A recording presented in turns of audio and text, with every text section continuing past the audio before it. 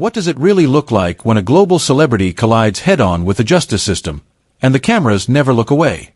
That question sits at the heart of the story of Robert Sylvester Kelly, a man whose life has unfolded in two dramatically different acts, one defined by fame, influence, and cultural dominance, and the other by allegations, trials, and eventual imprisonment.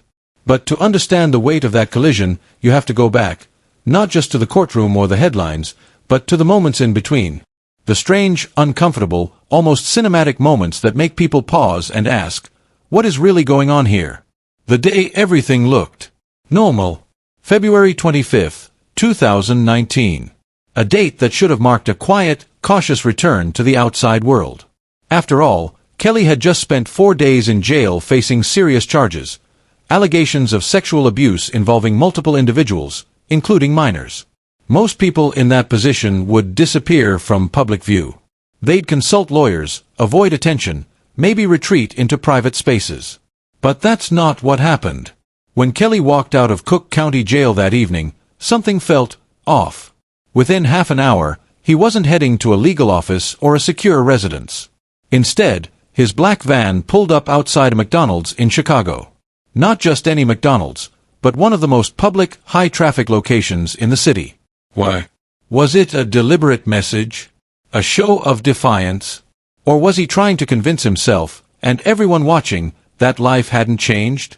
Inside, he acted like a man untouched by the storm gathering around him. He ordered food. He smiled. He signed autographs.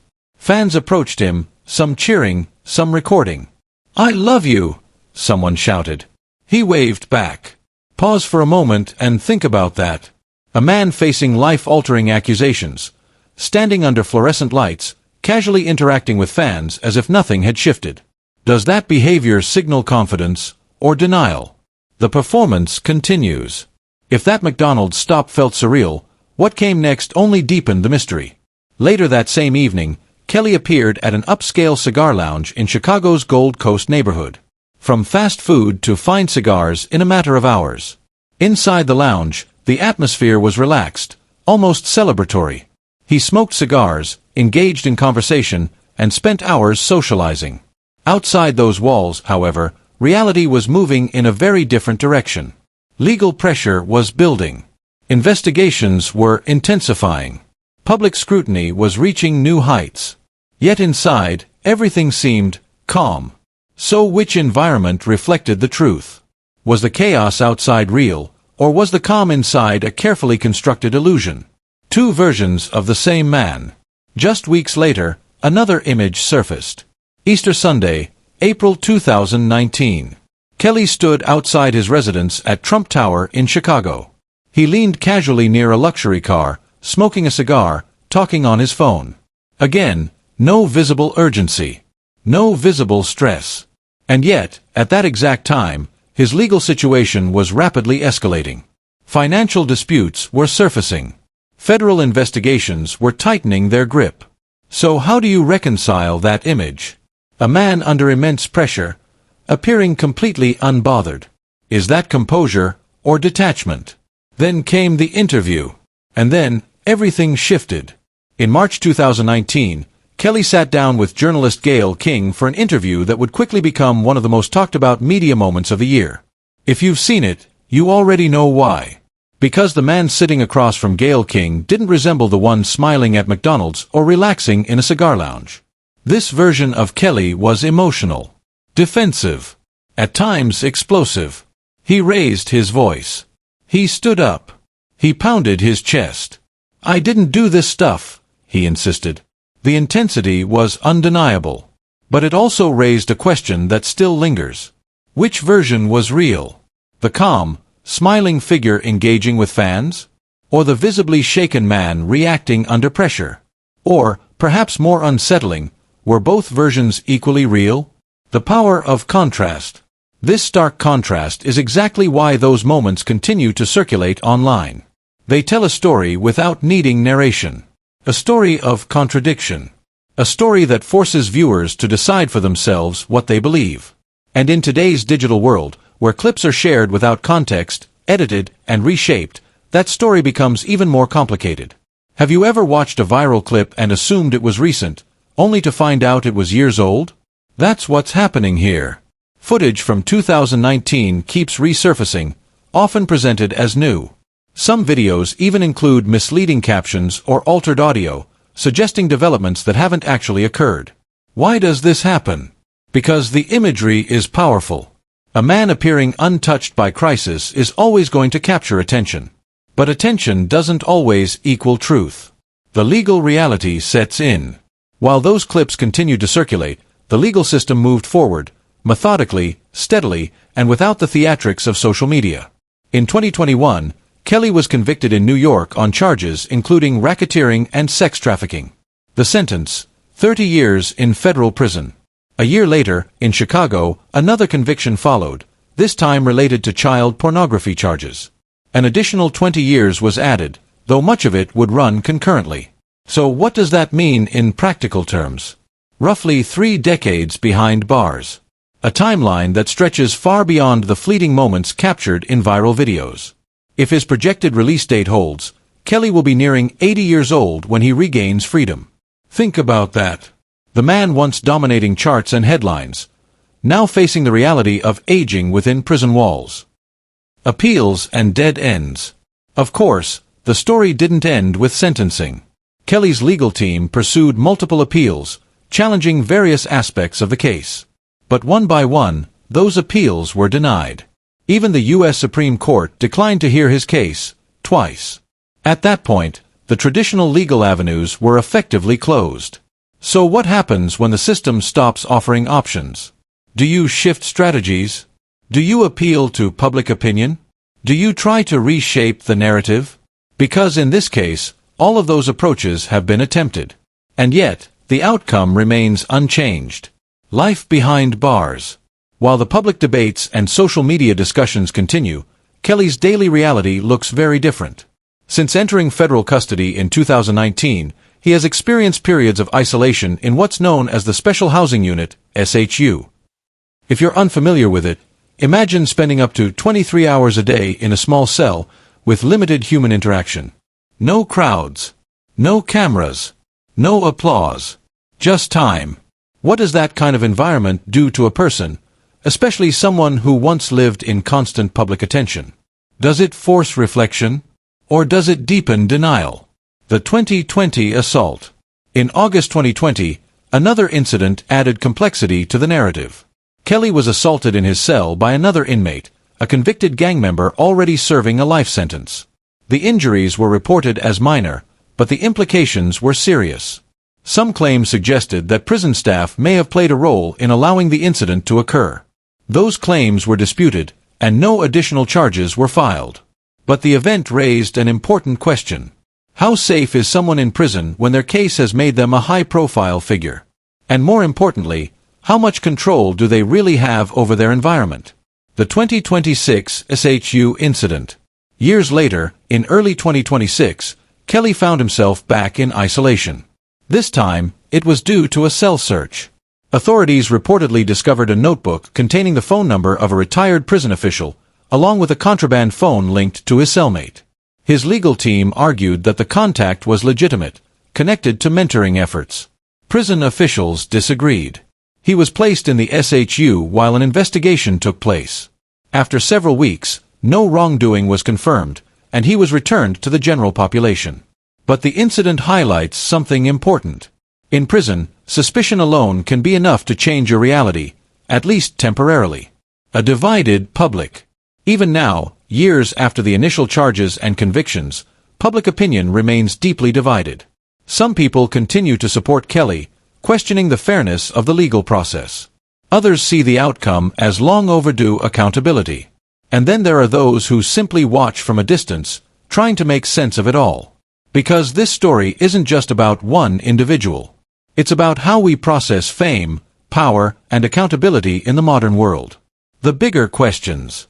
At its core, this story forces us to confront uncomfortable questions. Can we separate an artist from their actions? Does fame create a shield, or does it amplify consequences? When someone appears calm in the face of crisis, what does that really mean? Is it strength, or something else entirely? And perhaps most importantly, when the cameras stop rolling, What version of the truth remains? The lasting image. The image of Kelly at McDonald's, smiling, signing autographs, waving to fans, still circulates today. So does the interview with Gayle King. Two moments. Two completely different energies. Both real. Both part of the same story. But neither tells the whole truth on its own.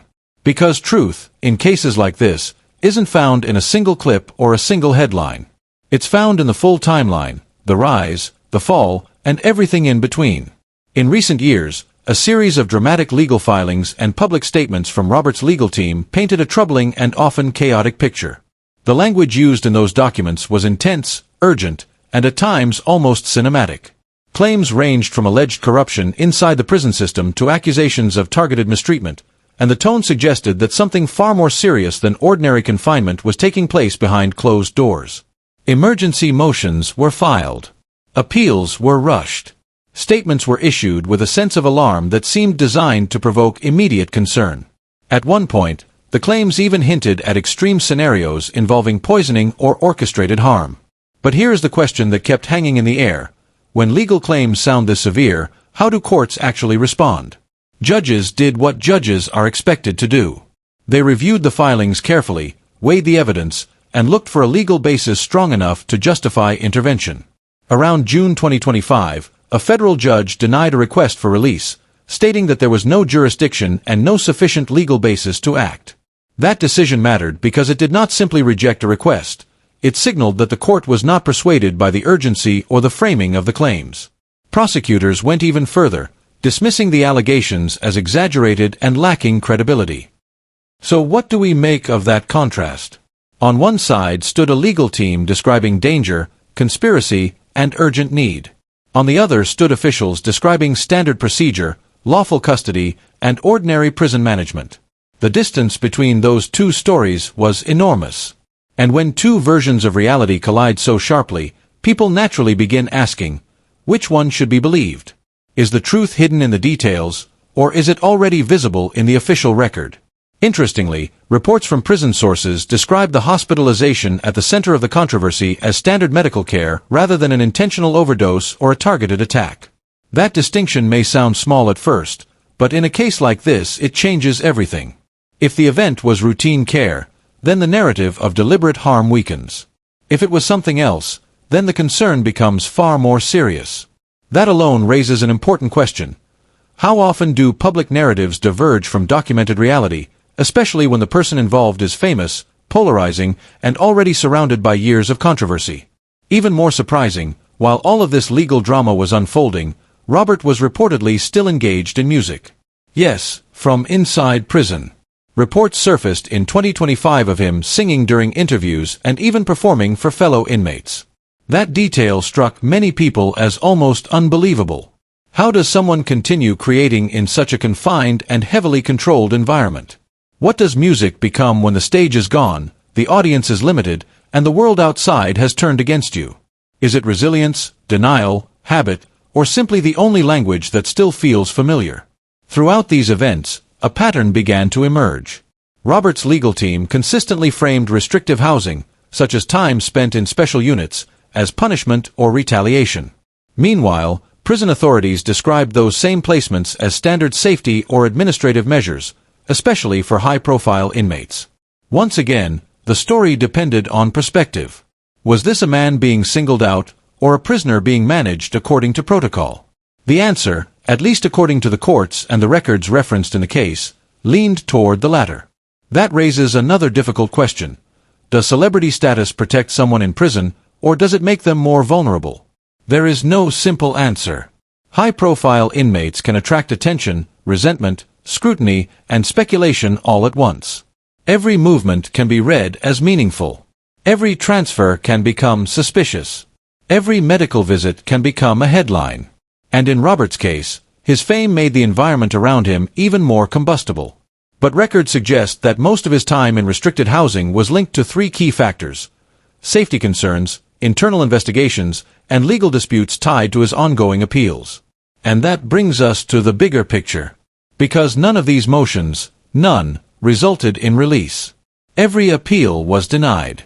Every emergency request was dismissed. The system, for better or worse, stayed consistent. Whether one sees that consistency as justice or inflexibility depends on where one stands, but the outcome itself did not change. The courts repeatedly refused to move. So how did it all lead here? To understand that, we have to go back, way back. Robert Sylvester Kelly was born in 1967 and rose from Chicago's South Side to become one of the most influential R&B artists of his era. His rise was not ordinary, and that is part of why the story still grips people. He was not just successful, he was enormous. His songs played on radios, in arenas, in cars, at weddings, at graduations, and in moments of private emotion. He became part of the soundtrack of a generation. Songs like I Believe I Can Fly were not simply hits, they became cultural landmarks, the kind of songs people associate with hope, escape, and memory itself. But behind that success, allegations had been building quietly for years. Let us pause there and ask something important. Can someone's public achievements ever truly be separated from their private actions? For Robert, that question became unavoidable. It was not enough to talk about record sales, awards, or influence. The conversation kept returning to conduct, power, and accountability. In the early 1990s, reports of misconduct began surfacing. Then, in 1994, a highly controversial event drew national attention: his marriage to a 15-year-old protégé, later annulled. Later testimony suggested that the relationship may have begun even earlier. Whether people knew the details at the time or learned them only later, the event cast a long shadow. It was one of those moments where the public record and the public image began drifting apart. From there, lawsuits followed. Allegations involving underage girls, coercion, and abuse appeared repeatedly throughout the late 1990s and early 2000s. The names, the dates, the claims, and the pattern all contributed to a growing sense that the situation was not isolated. Was this a series of disconnected accusations, or the outline of something much larger? That was the question people kept returning to, even when there were no easy answers. So ask yourself, when society collectively reassesses someone's legacy, is that justice or something closer to judgment? Shortly after, federal charges were filed. This was not a single accusation or a narrow complaint. Prosecutors argued that Robert had operated a long-term system involving exploitation, coercion, and trafficking. The case was serious, sprawling, and deeply public. It pulled together allegations from multiple women, multiple periods of time, and multiple layers of conduct. By the time it reached trial, it had become more than a legal proceeding. It had become a test of whether celebrity could insulate someone from the consequences of repeated accusations. The trial in New York in 2021 lasted 6 weeks. Over 40 witnesses testified. The jury deliberated for just hours. The verdict was guilty on all counts. He was sentenced to 30 years. There is also a twist. Much of the new music circulating online has been identified as unofficial or even AI-generated. Some tracks attributed to him were later debunked. That detail speaks to a very modern problem. In the digital age, voices can be copied, altered, faked, and endlessly circulated. A song can sound authentic while being entirely fabricated. A public figure can be quoted, imitated, or invented without ever speaking at all. So now we are in an era where the line between real and artificial has become increasingly difficult to see. Which raises another question. How do we separate authentic voices from digital imitations? Through it all, Robert has maintained his innocence. His statements consistently describe the accusations as false, exaggerated, or driven by external motives. That claim has remained central to his response for years. He has not accepted the verdicts as a moral conclusion, even though the courts have treated them as final. Instead, his public stance has remained locked in contradiction with the record. Meanwhile, the courts have remained firm. No successful appeals. No sentence reductions. A projected release date that remains unchanged, December 2045. That is decades away. It is the kind of date that transforms a prison sentence into a long horizon. The years are not just counted, they are felt. Every denied motion, every rejected filing, every failed bid for release reinforces the same outcome. So where does that leave the story? On one level, it is the story of a fallen celebrity, an extraordinary rise and an equally dramatic collapse spanning decades. On another level, it is the story of the legal system and how it handles complex, emotionally charged, high-profile cases. But maybe at its core, it is about something even larger. How do we, as a society, deal with figures who shaped culture but are later accused of causing harm? Do we separate the art from the artist? Do we rewrite history? Or do we sit with the discomfort of both? Because in the end, this is not only one man's story. It is a reflection of how fame, accountability, and truth intersect, and sometimes collide. It is a reminder that public admiration can coexist with private darkness, at least for a time. It is also a reminder that once the facts are tested in court, the story changes shape, even when some people refuse to accept it. And perhaps the most important question of all is this. When everything is said and done, who gets to define the legacy?